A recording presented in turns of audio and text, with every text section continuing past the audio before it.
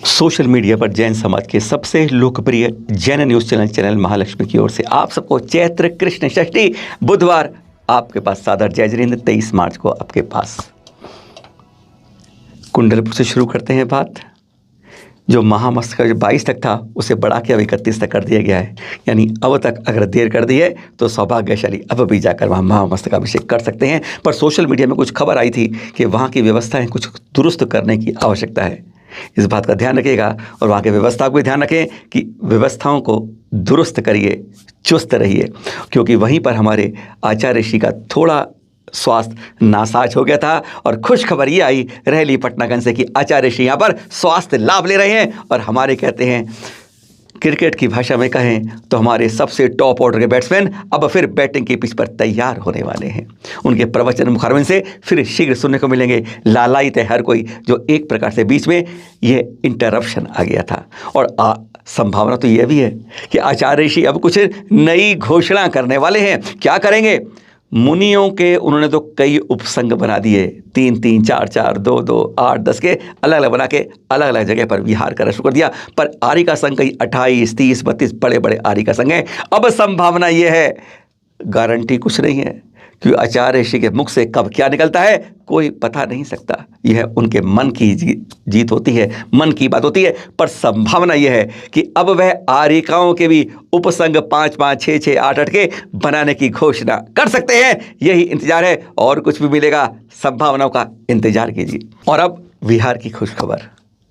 बहुत समय से प्रवास कर रहे गुड़ायतन में वहाँ के सारे कार्यक्रम देखते हुए अब मुनिषी प्रमाण सागर जी ने मुनिषी अरे सागर कल गुड़ायतन से विहार कर लिया, संभवतः पटना की ओर। आशा है पटना में, धनबाद में, रामगढ़ आदि में पंचकर्ण करते हुए फिर वापस वह शिखर जी आएंगे। ये दृश्य देख रहे हैं बिहार के इस समय मुनिश्री प्रमाण सागर जी के। अनियत बिहारी हैं कि इसलिए कोई पक्की घोषणा नहीं की सकती, पर संभावना और अटकालों पर तो बात कर ही सकते हैं। ये मुद्रा देख रहे हैं आप, कौन है?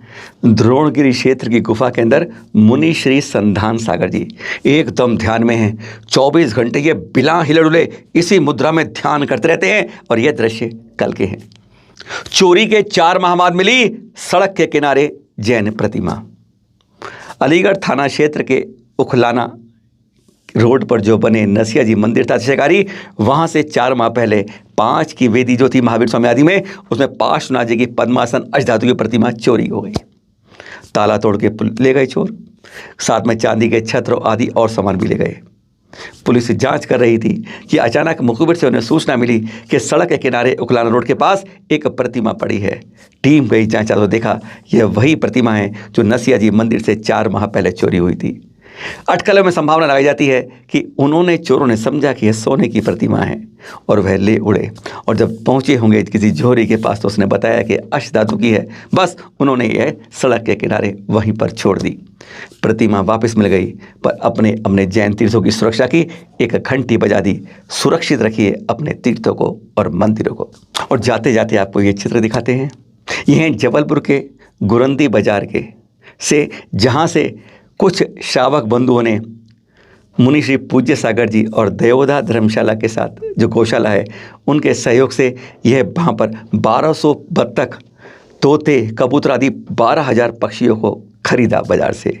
इन पिंजड़ों में बंद को किस लिए यह देख रहे हैं? यह इसलिए खरीदा, इनको स्वतंत्र करने के लिए, जियो और जीनो दो का नारा गुंजायमान करने के लिए। महावीर स्वामी के शासन में, इस जिन शासन में उनकी बात को पूरा करते हुए अगर हमें स्वतंत्र रहने का अधिकार है तो इन पक्षियों को क्यों नहीं, है ना? अच्छी बात। और पर कल जरूर ध्यान रखिएगा, कल आपसे खास बात सुबह 8 बजे मिलने की।